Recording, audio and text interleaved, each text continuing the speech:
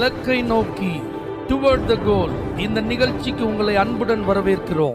Praise the Lord. ஆண்டவராகிய இயேசுவின் இனிய நாமத்தில் உங்கள் யாவருக்கும் இந்த புதிய நாளிலே அன்பின் வாழ்த்துக்கள். என்னாகமம் 11ஆம் அதிகாரம் 23ஆம் வசனம். என் வார்த்தையின்படி நடக்குமோ நடவாதோ என்று நீ இப்பொழுது காண்பாய் என்றார். மரணமும் ஜீவனும் நாவின் அதிகாரத்தில் இருக்கிறது என்று ஆண்டவரே எழுதி வச்சிருக்கிறார்.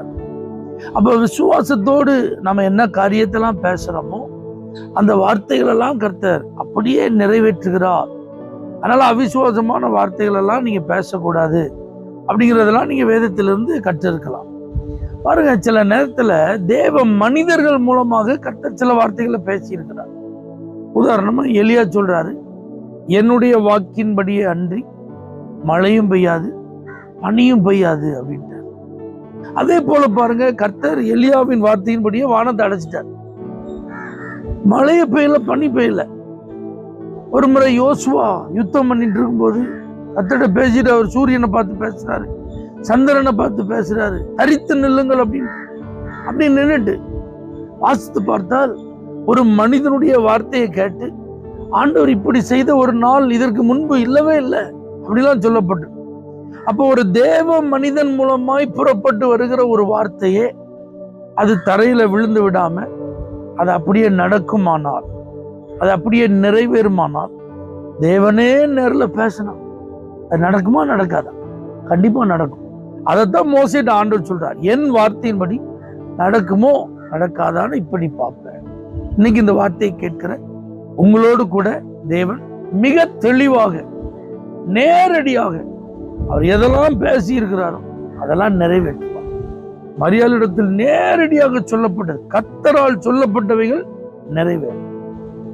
அது எப்படி ஆகும் அதெல்லாம் எனக்கு தெரியாது. இன்னைக்கு அதை போலதான் ஆண்டவர் உங்கள்கிட்ட பேச, இதெல்லாம் எப்படி நடக்கும், இதெல்லாம் எப்படி சாத்தியமாகும், இதுக்கெல்லாம் எந்த விதத்துல சோர்ஸ் இருக்கு, இதுக்கெல்லாம் என்ன ஆதாரம் இருக்கு, இதெல்லாம் எப்படி சாத்தியமாகும் அப்படிங்கிற மாதிரிலாம் நீங்க நினைச்சாலும் அவருடைய வார்த்தையின்படி நடக்கும். ப்ரமோஷன் உண்டு அப்படின்னு வார்த்தை சொல்லியிருந்தா ப்ரமோஷன் உண்டு.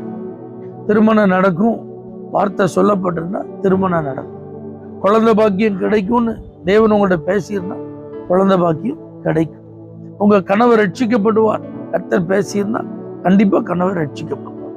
உங்க பிள்ளையினுடைய வாழ்க்கை கட்டப்படும் கர்த்தர் சொல்லியிருந்தா கண்டிப்பா உங்க பிள்ளையினுடைய வாழ்க்கை கட்டப்படும். உனக்கு ஒரு சொந்த வீட்டை கட்டி தருவேன் அப்படின்னு ஆண்டவர் சொல்லியிருந்தாருன்னா கண்டிப்பா கர்த்தர் உங்களுக்கு ஒரு நல்ல சொந்த வீட்டை கட்டி தருவார்.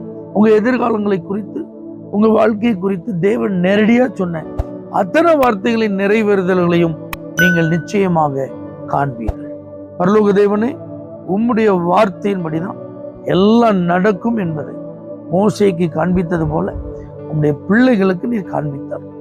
இயேசுவின் நாமத்தில் பிதாவே, ஆமென். For prayer contact Pastor J. Kumar, El Shaddai Ministries, 9500252586, Surandai.